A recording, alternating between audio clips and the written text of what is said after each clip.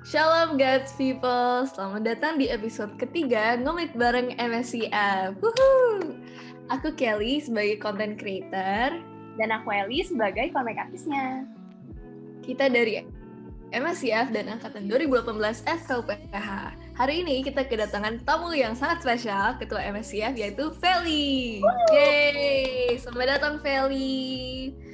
By the way, kita hari ini mau sharing apa? Oke, jadi hari ini kita bakal sharing all about struggles of being a Christian. Banyak orang yang melihat kehidupan Kristen, oh gampang ya, kan kita udah diberikan keselamatan, jadi kita nggak perlu ngapa-ngapain lagi dong, udah selamat. Nah, tapi nyatanya sangat susah untuk dilakukan, ya gak sih, Kel? Nah, karena itu kita di sana ada Feli nih kebetulan, jadi kita mau nanya struggle terbesar kamu sebagai seorang Christian itu apa sih, gitu.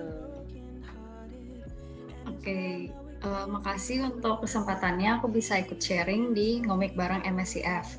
Nah, kalau dari aku sendiri, jadi aku perhatiin kita tuh secara sadar atau tidak sadar waktu kita bertingkah laku ada saatnya tuh kita diperhatiin sama orang lain. Nah, apalagi ketika kita hidup dekat dengan persekutuan, pelayanan, dan orang-orang tuh secara nggak langsung akan belajar dari apa yang kita lakukan atau apa yang kita perbuat. Nah, hal ini tuh membuat kita menjadi aware dengan perbuatan kita atau mungkin istilahnya jadi jaim. Nah, kalau kita hidup dengan berlaku baik, berlaku benar, itu sebenarnya ya benar aja gitu, nggak salah kan. Tapi kita perlu hati-hati soalnya ketika kita menjauhi hal buruk atau berusaha menjauhi keberdosaan, ada saatnya motivasi itu perlu kita evaluasi. Jadi mungkin kita berpikir, nggak apa-apa, kita kan melakukan hal benar ini supaya nggak jadi batu sandungan bagi orang lain. Ya sebenarnya itu nggak salah, tapi kita perlu waspada. Kenapa? Soalnya tanpa sadar semua perbuatan benar kita itu malah kalau diteliti lagi bisa-bisa motivasinya tuh lama-lama udah berubah. Mungkin tampaknya tuh benar ya, kita kan nggak mau jadi batu sandungan orang lain, tapi kalau sebatas itu saja ada saatnya mungkin kita harus bertanya lagi apakah itu benar-benar kita lakuin hanya untuk kemuliaan Tuhan, hanya untuk kita mau menyenangkan hati Tuhan. Jadi fokusnya itu ke Tuhan, bukan ke manusia gitu ya. Nah, mungkin tujuan utama kita dari yang mau menyenangkan hati Tuhan ketika kita nggak aware atau kita nggak sadar gitu, perlahan berubah ketika kita melakukan kebenaran cuma untuk pengen dilihat sama orang atau pengen mendapat pujian dari orang. Nah, ujungnya kan jadi mencari kemuliaan untuk diri sendiri dan bukan lagi mau menyenangkan hati Tuhan. Padahal seharusnya yang menjadi motivasi kita dalam melayani dan berlaku benar ya murni untuk menyenangkan hati Tuhan. Kenapa? Soalnya kita lakukan hal itu bukan karena kita mau menerima keselamatan itu lagi, tapi kan karena kita sudah menerima keselamatan itu, sehingga dengan kita melakukan hal-hal benar itu bentuk dari rasa syukur kita gitu terhadap Tuhan. Karena kita udah dibebaskan, udah dilepaskan dari belenggu keberdosaan. Nah, jadi mungkin itu kalau dari aku. Bener banget sih, kayak aku juga merasa hal yang sama, kayak sering kali kadang-kadang kita gagal fokusnya tuh dari tujuan utama kita, yaitu menyenangkan hati Tuhan dalam setiap perbuatan kita, setiap tingkah laku kita, dan perkataan kita juga. Bahkan kadang-kadang aku sendiri juga look more towards what other people think daripada what God thinks gitu. Kalau aku juga mau sharing soal struggle terbesar aku sebagai orang Kristen. Aku saat ini lagi gimana ya, ngomongnya bisa bilang agak kering. Kayak motivasi enggak juga, tapi kayak B aja iya menurut aku kalau baca firman Tuhan. Kayak konsistennya untuk baca dan melakukan firman itu benar-benar susah banget, apalagi jadi seorang Kristen. Mungkin orang-orang melihat cuma baca Alkitab doang pasti gampang lah setiap hari. Enggak juga, susah banget loh konsisten setiap hari baca berapa pasal gitu. Ternyata susah banget untuk konsisten meningkatkan motivasinya gitu loh. Setiap pagi harus sate gitu-gitu, tapi juga harus menghidupi firman-Nya. Nggak cuma baca doang terus hilang gitu kan for the rest of the day, tapi dalam sehari itu ternyata banyak banget godaan duniawi gitu. Makanya kayak susah banget untuk menghidupi firman Tuhan. Kayak for example, mengampuni sesama aja untuk sehari kayaknya pasti adalah yang diperbolehkan sama Tuhan untuk terjadi, di mana kita jadinya harus struggle untuk mengampuni. Karena itu aku juga personally aku sangat merasa itu. Jadi sebagai orang Kristen kayaknya itu struggle terbesar aku sih. Dan karena itu makanya sangat diperlukan sangat ada komunitas yang sama, yang bisa mendoakan, yang bisa saling mengingatkan, kayak seperti di komsel gereja aku. Komsel tuh kayak persekutuan doa gitu kan, dan prayer meeting kayak di MSCF gitu. Karena di sana mereka bisa mengingatkan, terus mereka juga bisa mendoakan, mereka bisa menguatkan di saat-saat kita sangat membutuhkan gitu. Juga tentunya adalah meminta bantuan Tuhan sih. Itu terutama kita harus minta bantuan Tuhan terlebih dahulu daripada siapapun, karena only God knows who we truly feel and how we truly are gitu kan. Tetap berdoa juga harus tetap dilakukan, meskipun mungkin karena kita udah mau ada vibes liburannya sekarang ya. Mungkin sekarang kita lagi exam season, tapi rasanya masih nggak terlalu exam ya nggak sih? Beda banget sama yang offline gitu kan. Kalau online beda banget rasanya, ya di rumah terus, rasanya kayak liburan gitu kan. Pasti merasanya B aja, situasinya B aja, gak butuh doa, gak butuh baca Alkitab gitu kan. Itu saat ini aku jujur rasa kayak gitu. Susah banget untuk let go of the perspective bahwa ketika semuanya fine aja gak butuh Tuhan. Tapi justru ketika kita fine aja, di situ kita harus memperkuatkan iman kita dalam Tuhan. Karena di saat kita biasa aja, pasti ada celah-celah yang mudah terbuka buat iblis untuk masuk gitu kan.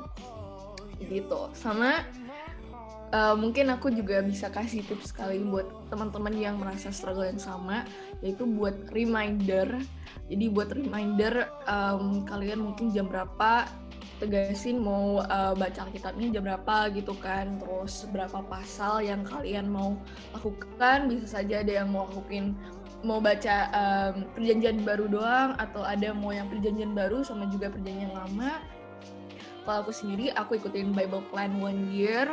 Jadi setiap hari itu udah ditentuin kayak Mazmurnya yang pasal berapa, Amsalnya yang ayat berapa, terus dari perjanjian baru seperti kayak Matius gitu pasal berapa, terus kalau perjanjian lama ada beberapa pasal gitu. Jadi biar 1 tahun selesai Alkitab. Dan yes, yuk guys, kita buat tren baru, kita selesaiin Alkitab tuh dalam 1 tahun, biar kita juga bisa makin mengenal Tuhan gitu kan, which is much good for us as physically, emotionally, mentally, itu bagus buat kita dan juga makin mendekatkan kita buat sama Tuhan gitu. Disiplin juga itu sangat-sangat bagus, apalagi kalau kita membaca firman Tuhan gitu. Bisa juga mulai dari habit bangun tidur, berdoa, terus sentuh Alkitab terlebih dahulu. Kalau kalian udah nonton FA-nya Dr. Jafta, itu yang tentang idol gitu kan. He said that we need to touch our Bible first before we touch our phone, gitu kan. So, mungkin itu bisa membantu buat kalian juga yang merasa struggle-nya. Oke, kalau itu tips dari aku, mungkin tips dari Feli atau Eli yang mau nambahin tentang baca Alkitab, cara konsistennya gimana sih? Oke, kalau dari aku ada habit tracking, jadi itu yang bisa memacu aku buat tetap melakukan kebiasaan membaca Alkitab di waktu yang udah ditentuin gitu. Nah, tentunya kalau itu doang ya nggak cukup, jadi kita harus tetap punya bantuan dari Roh Kudus. Jadi kita berdoa, kita minta tolong Tuhan supaya kita juga tetap semangat mau membaca firman Tuhan, dan kita harus berniat juga gitu. Bener sih, kalau misalkan dari aku sendiri bener-bener ngebantu banget kalau misalkan ada yang ngingetin kita gitu. Kalau misalkan aku personally itu udah kayak aku tuh bener-bener jadi kayak notifikasi di HP tuh kayak nggak mempan gitu, harus ada yang narik aku tuh kadang-kadang. Jadi tuh bener-bener kayak komsel, kayak cari temen ataupun mungkin keluarga kalau misalkan maksudnya kalau bisa gitu untuk bikin habit bareng itu tuh bener-bener kayak indah sih menurut aku kalau misalkan ada teman yang kita bisa baca Alkitab bareng kayak sama mama papa atau dede atau tante atau siapapun. Kalau aku puji Tuhan setiap malam tuh aku pasti tarik ke bawah kayak setiap papa pulang tuh udah malam kayak jam 12 malam kayak ditarik ke bawah sih kita baca Alkitab bareng-bareng. Tapi aku bersyukur sih kalau misalnya aku bisa mengalami anugerah itu gitu sih. Jadi kalau menurut aku sih kalau kalian mungkin tipenya sama kayak aku yang kayak nggak mempan sama notifikasi HP, boleh guys kayak minta temen, kayak minta orang terdekat kalian yang kalian percaya, pacar maybe kan biar bertumbuh gitu, kayak hubungan relasi yang bertumbuh kayak gitu sih. Wow, thank you Feli dan Ellie, setuju banget. Jadi ada habit tracking daily gitu kan, kalian bisa tulis di jurnal kayak udah hari ini udah ini tik. Tapi jangan jadiin sebagai list dong ya guys, jangan ditik, tapi jadiin sebagai lifestyle kalian, oke? Terus dari Ellie juga ada someone to remind us gitu, which is very good. Kalau aku sendiri yang soal Bible plan itu aku lakuin sama keluarga aku. Jadi kalau misalnya aku ada skip a few days of sate mungkin karena males gitu, mama aku pasti langsung nanyain, Kel, kenapa kok udah jarang sate gitu? Kayak langsung dimampirin gitu kan. Jadi udah ketahuan, jadi bener-bener untuk memotivasi buat kalian yang merasa kayak struggling gitu. Oke, thank you guys for the sharing and the tips. Sangat-sangat memberkati kita semua. Oke, sekarang kita mau ngomongin soal teknisnya komik. Pas aku kirimin draft ini, yang hard check ini, ada kesan pertama nggak? Atau mungkin ada bagian mana yang susah buat kamu gambarin? Kalau misalkan yang ini enjoy sih Kel buat gambar. Sebenarnya kan lucu gitu ya, kayak hati gitu semuanya. Ada yang hati yang batu, ada yang hati yang tanah. Paling aku yang struggle itu tadi yang gambar tangan itu, kayak tempat kayak kalian lihat ada diulang-ulang. Aku tuh paling nggak bisa gambar tangan guys, jadi kayak susah banget gitu. Itu sih Kel yang susah. Alright, jadi mungkin sambil ngelakuin komik ini, kamu juga sambil mengelola talenta yang Tuhan udah kasih ya, which is very, very good. Oh, thank you for your service for this. Kayaknya kalau tanpa Ellie nih, kayaknya komiknya nih nggak bakal melaksanakan. Jadi thank you buat Laila nih, Ellie. Juga thank you banget buat Feli udah memberikan waktunya untuk sharing sama kita. Oke, thank you buat kalian berdua. Aku suka banget sama hasilnya. Buat kalian juga yang mau konsisten untuk membaca Alkitab dan juga merasa kalau tujuan utama kita mungkin gagal fokus, ingat aja kita harus mulai dari hati kita. Hati kita tuh kayak gimana? Make sure you check your heart first gitu kan. Seperti yang di sini, Tuhan itu mau kita punya hati yang humble sama fertile for God's word untuk bertumbuh dan bisa berbuah dan juga berbunga-bunga sehingga harum dan juga manis buat banyak orang untuk merasakan gitu sih. Oke, jadi ini sepertinya udah mau di akhir dari episode ketiga Ngomik bareng MSIF. Semoga ini memberkati kalian semua yang lagi struggling hal-hal yang sama, yang gagal fokus, yang juga gagal konsisten dalam baca Alkitab, yang bolong-bolong. Yuk kita tetap semangat, jangan stay di sekarang ini, tapi kalian tetap bertumbuh dalam iman. Dan kalau misalnya kalian ada masih rasa kayak struggling atau sedang melalui hal-hal tersebut, don't be segan, jangan segan buat DM kita MSIF di Instagram, ataupun bisa PC aku Kelly dan Feli dan ataupun Ellie, di mana kita bisa saling terbuka karena dalam keterbukaan disitulah ada kekuatan, kebersamaan dan persatuan dalam Kristus. Oke, thank you all. God bless you, God's people. See you next time. Bye. Bye.